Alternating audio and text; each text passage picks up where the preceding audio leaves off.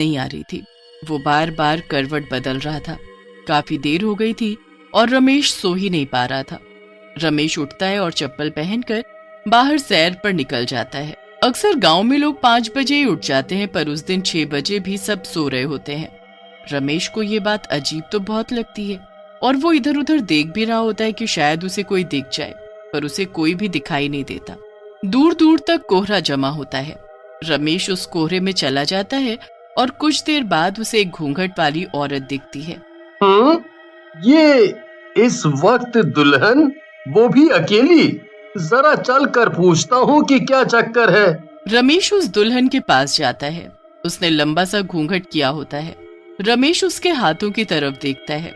उसके हाथ बेहद ही खूबसूरत होते हैं और चूड़ियों में तो वो और भी ज्यादा खूबसूरत लग रहे होते हैं।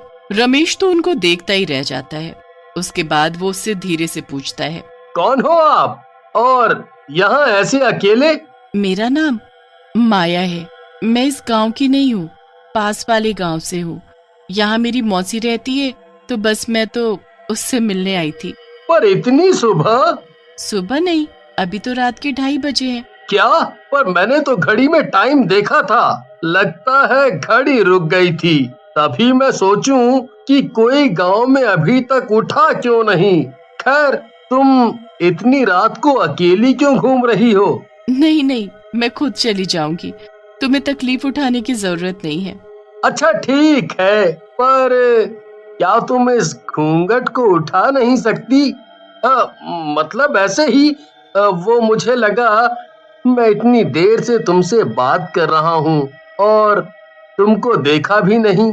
क्या सच में तुम मेरी शक्ल देखना चाहते हो? ठीक है, फिर ये देखो। माया इतना कहते ही अपना घूंघट ऊपर कर देती है और रमेश उसकी शक्ल देखकर दूर पीछे जाकर गिरता है। उसके सामने कोई खूबसूरत औरत नहीं, बल्कि एक भयानक शक्ल वाली चुड़ैल खड़ी होती है। रमेश की तो डर के मारे आवाज ही नहीं निकल रही होती। वो इतना घबरा जाता है कि अपनी जगह से उठ भी नहीं पाता। क्या हुआ? तुम तो मेरी शक्ल देखना चाहते थे ना, तो फिर अब डर क्यों रहे हो? मेरे पास आओ, आओ मेरे पास, फिर तुम्हें मुझसे बिल्कुल डर नहीं लगेगा। नहीं नहीं, मुझे जाने दो, मुझे जाने दो। जो एक बार मेरी शक्ल देख लेता है, फिर हमेशा के लिए मेरा हो जाता है। अब तुम कहीं नहीं जा सकते। अब तुम मेरे हो, सिर्फ मेरे। चुड़ैल अपने हाथों से इशारा करते हुए उसे पास बुलाती रहती है। रमेश चुड़ैल की तरफ देखता ही रहता है और धीरे धीरे उसका दिमाग उस चुड़ैल के वश में हो जाता है। चुड़ैल बड़ी खुश होती है और जोर जोर से हंसने लगती है। अब आएगा मजा। वो चुड़ैल वापस अपना घूंघट करती है और तुरंत वहां से गायब हो जाती है। रमेश को कुछ होश नहीं होता। वो अपने घर जाकर बस सो जाता है। अब अगली सुबह रमेश की माँ उसे उठाती है। उठ बेटा, आज हमें लड़की देखने जाना है। रमेश उठकर नहा धोकर तैयार हो जाता है। उसके बाद वो लड़की के घर जाते हैं। लड़की सबको बड़ी पसंद होती है, पर रमेश उसकी तरफ देख भी नहीं रहा होता। रमेश की माँ उसे कोहनी मार कर लड़की की तरफ देखने का इशारा करती है।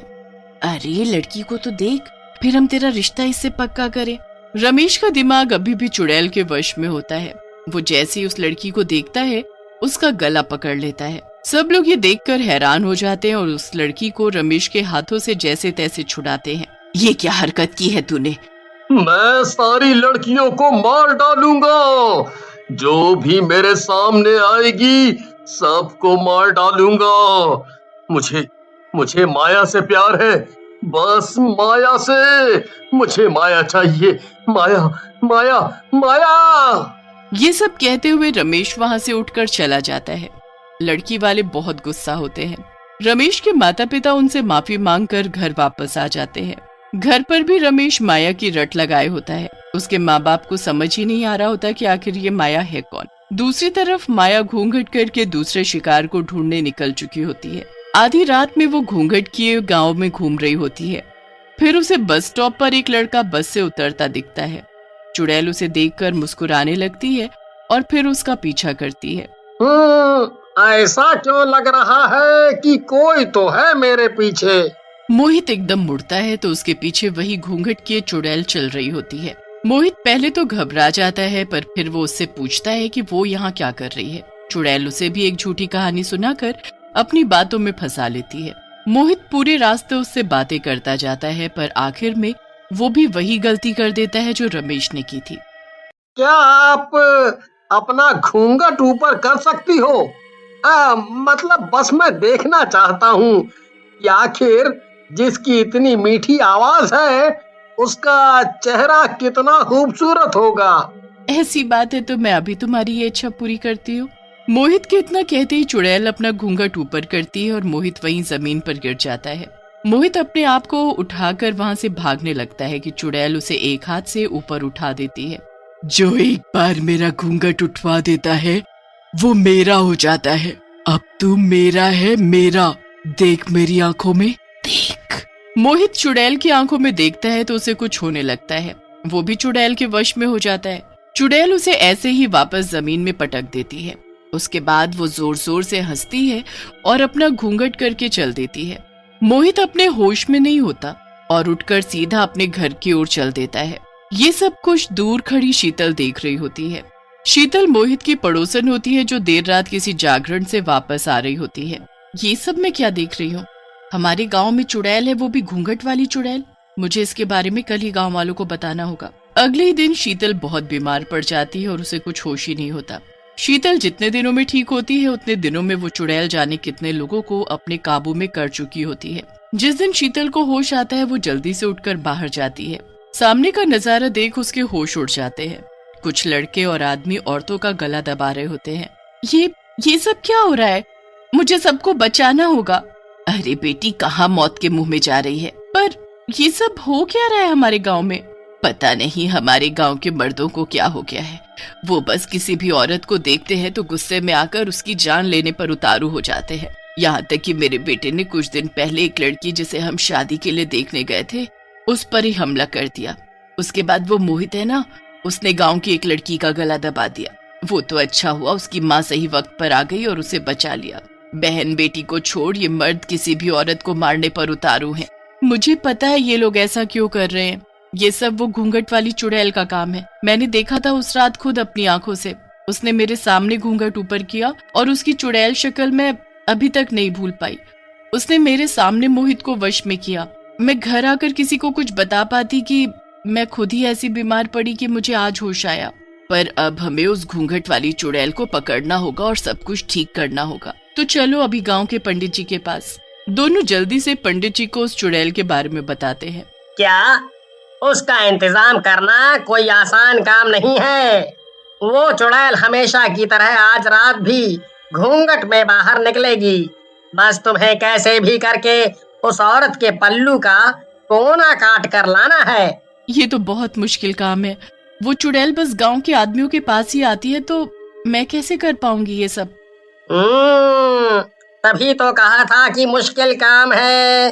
पर अगर गांव को उस घूंघट वाली चुड़ैल से बचाना है तो ये तो करना ही पड़ेगा।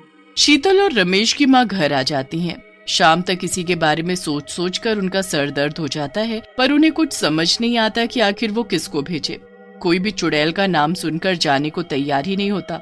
फिर शीतल के दिमाग में एक आइडिया आता है। वो रमेश के कपड़े पहनकर और अपने सर पर पगड़ी बांधकर और नकली मूछें लगाकर लड़का बन जाती है और निकल जाती है आधी रात को उस घूंघट वाली चुड़ैल की तलाश में। डर तो उसे बहुत लग रहा होता है, पर वो हिम्मत करके चलती जाती है। काफी देर बाद उसे वो घूंघट वाली चुड़ैल मिल जाती है। वो शीतल के पास आकर उससे बातें करने लगती है। मेरा नाम हरिया है। मेरे पेट में दर्द हो रहा था तो बस मैं टहलने निकला था। अच्छा, तो मैं कुछ मदद करूं? नहीं नहीं नहीं, अब तो ठीक है। चुड़ैल काफी देर तक शीतल को हरिया समझ उससे बातें करती रहती है। शीतल की नजर चुड़ैल के पल्लू पर होती है जिसे उसको काटना होता है, पर उसे समझ ही नहीं आ रहा होता कि वो ये काम कैसे करे। तुम पहले ऐसे आदमी हो जिसने अभी तक मेरी शक्ल देखने को नहीं बोला। शक्ल में क्या रखा है? मुझे तुम्हारी शक्ल देखने में कोई दिलचस्पी नहीं है। शीतल बहुत डर जाती है। चुड़ैल उसे अपनी शक्ल दिखा दे उससे पहले वो अपना पैर अड़ाकर उसे गिरा देती है। आह, ये क्या किया तुमने? मुझे गिरा दिया। चुड़ैल का घूंघट उसके चेहरे से हट जाता है, पर उससे पहले शीतल उसका पल्लू का टुकड़ा काट चुकी होती है। शीतल जल्दी से वहां से भागती है, तभी उसकी पगड़ी गिर जाती है और उसके बाल खुल जाते हैं। मतलब तू लड़का नहीं लड़की है? तूने मुझे पागल बनाया, तेरी ये हिम्मत, मैं तुझे जिंदा नहीं छोड़ूंगी। तू मेरा कुछ नहीं बिगाड़ सकती, तेरा पल्लू का ये टुकड़ा मेरे पास है, अब तू मेरी कैद में है हमेशा हमेशा के लिए। नहीं नहीं नहीं, ऐसा नहीं हो सकता। ऐसा ही है, अब तेरा ये गंदा जादू खत्म।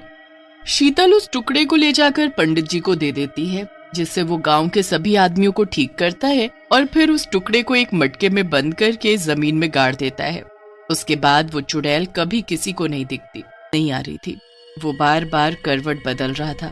काफी देर हो गई थी और रमेश सो ही नहीं पा रहा था। रमेश उठता है और चप्पल पहनकर बाहर सैर पर निकल जाता है। अक्सर गांव में लोग 5 बजे ही उठ जाते हैं, पर उस दिन 6 बजे भी सब सो रहे होते हैं। रमेश को ये बात अजीब तो बहुत लगती है और वो इधर उधर देख भी रहा होता है कि शायद उसे कोई दिख जाए, पर उसे कोई भी दिखाई नहीं देता। दूर दूर तक कोहरा जमा होता है। रमेश उस कोहरे में चला जाता है और कुछ देर बाद उसे एक घूंघट वाली औरत दिखती है। ये इस वक्त दुल्हन, वो भी अकेली? जरा चल कर पूछता हूँ कि क्या चक्कर है। रमेश उस दुल्हन के पास जाता है। उसने लंबा सा घूंघट किया होता है। रमेश उसके हाथों की तरफ देखता है। उसके हाथ बेहद ही खूबसूरत होते हैं और चूड़ियों में तो वो और भी ज्यादा खूबसूरत लग रहे होते हैं। रमेश तो उनको देखता ही रह जाता है। उसके बाद वो उससे धीरे से पूछता है, कौन हो आप और यहाँ ऐसे अकेले? मेरा नाम माया है। मैं इस गांव की नहीं हूँ, पास वाले गांव से हूँ। यहाँ मेरी मौसी रहती है, तो बस मैं तो उससे मिलने आई थी। पर इतनी सुबह? सुबह नहीं, अभी तो रात के 2:30 बजे हैं। क्या? पर मैंने तो घड़ी में टाइम देखा था, लगता है घड़ी रुक गई थी। तभी मैं सोचूं कि कोई गांव में अभी तक उठा क्यों नहीं।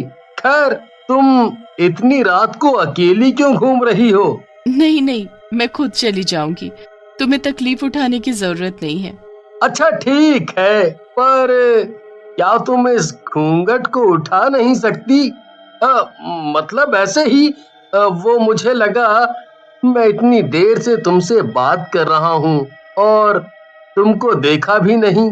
क्या सच में तुम मेरी शक्ल देखना चाहते हो? ठीक है, फिर ये देखो। माया इतना कहते ही अपना घूंघट ऊपर कर देती है और रमेश उसकी शक्ल देखकर दूर पीछे जाकर गिरता है। उसके सामने कोई खूबसूरत औरत नहीं, बल्कि एक भयानक शक्ल वाली चुड़ैल खड़ी होती है।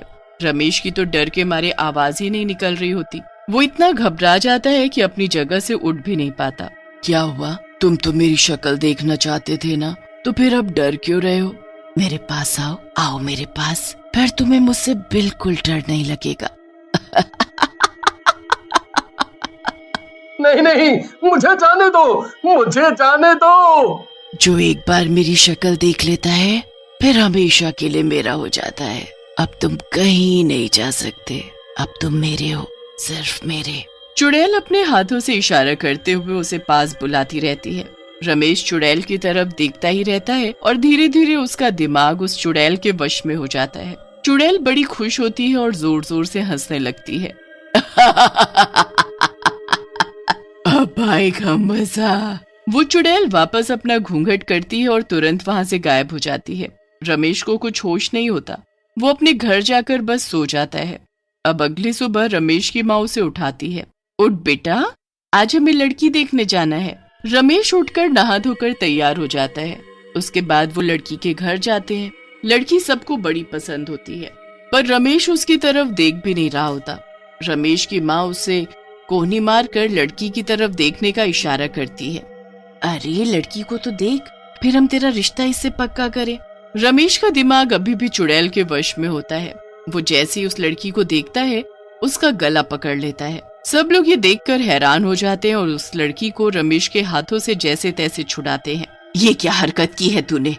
मैं सारी लड़कियों को मार डालूंगा, जो भी मेरे सामने आएगी सबको मार डालूंगा।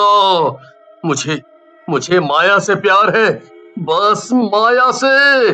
मुझे माया चाहिए, माया माया माया। ये सब कहते हुए रमेश वहां से उठकर चला जाता है। लड़की वाले बहुत गुस्सा होते हैं। रमेश के माता पिता उनसे माफी मांगकर घर वापस आ जाते हैं।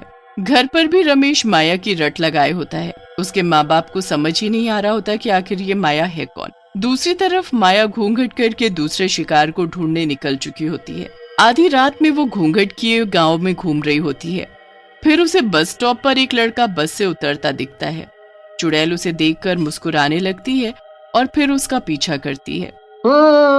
ऐसा क्यों लग रहा है कि कोई तो है मेरे पीछे।